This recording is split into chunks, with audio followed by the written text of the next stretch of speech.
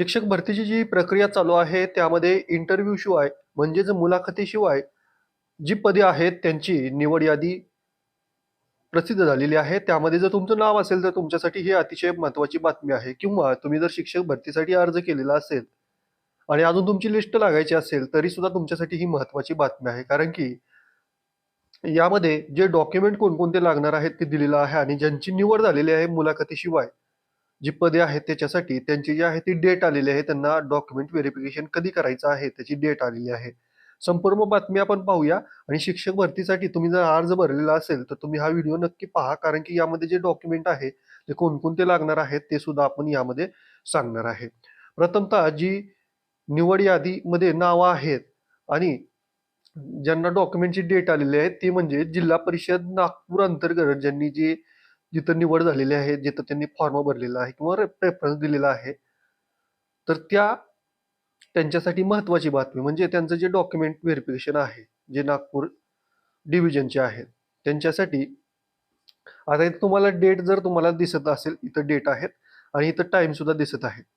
म्हणजे गुरुवार, शुक्रवार, सोमवार आणि मंगळवार या दिवशी तुमचं डॉक्युमेंट व्हेरिफिकेशन होणार आहे सकाळी 10 ते 6 आणि पवित्र पोर्टलवर तुमचा जी यादी प्रसिद्ध झालेली आहे, त्यामध्ये जो अनुक्रमांक आहे, त्यानुसार इथं तुम्हाला दिसत आहे, त्या दिवशी तुम्हाला जायचं आहे.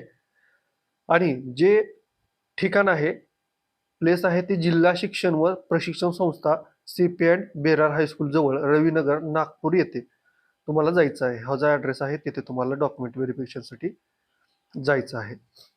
आता डॉक्युमेंट कोणकोणते तुम्हाला लागणार आहेत, त्याची लिस्ट आपण पाहूया. यामध्ये तुम्हाला ओरिजिनल डॉक्युमेंट म्हणजे मूळ डॉक्युमेंट तुम्हाला सबमिट करायचे आहेत, घेऊन जायचे आहेत. ठीक आहे. यामध्ये पहिलं आहे ते पवित्र पोर्टलवर अपलोड केलेले प्रमाणपत्राची प्रत, नंतर शाळा किंवा महाविद्यालय सोडल्याचे म्हणजे टी-सी जो आहे तो तुमचा पाहिजे. त्यानंतर निवड यादीनुसार सदर पदाचं जी अभियोग्यता चाचणी म्हणजे 2022 टेट 2022 किंवा टी-ई-टी 2022चं प्रमाणपत्र. त्यानंतर एज्युकेशनल क्वालिफिकेशनची जेवढी तुमच्याकडे प्रमाणपत्र आहेत, ते म्हणजे 10वीचं, 12वी, ग्रॅज्युएशन, तुम्ही पोस्ट ग्रॅज्युएशन केलेलं असेल ते आणि इतर कोणते तुमच्याकडे प्रमाणपत्र जर असतील, सर्टिफिकेट असेल, ते तुमच्यासाठी सादर करणं आवश्यक आहे. त्यानंतर व्यावसायिक अर्हता म्हणजेच की इयत्ता 1ली ते 5वी करता शिक्षणशास्त्र पदविका प्रमाणपत्र म्हणजे डी-एड, डी-लेड, डी-टेड आणि डी-सी-एच याचे गुणपत्रक म्हणजे मार्कशीट आणि त्याचबरोबर त्याचं जे सर्टिफिकेट आहे ते सुद्धा तुम्हाला घेऊन जायचं आहे. त्यानंतर व्यावसायिक अर्हता जे आहे त्यामध्ये शिक्षणशास्त्र, बी-एड, डी-एडची जी पदवी आहे तुमच्याकडे, ते तुम्हाला घेऊन जायचं आहे. त्यानंतर वयासंबंधी जर तुम्हाला पुरावा द्यायचा असेल, तर त्यामध्ये जन्माचा दाखला चालेल किंवा शाळा सोडल्याचं जे प्रमाणपत्र आहे ते किंवा शाळा परीक्षा प्रमाणपत्र म्हणजे जे 10वी-12वीचं जे 10वीचं जे प्रमाणपत्र आहे ते. यानंतर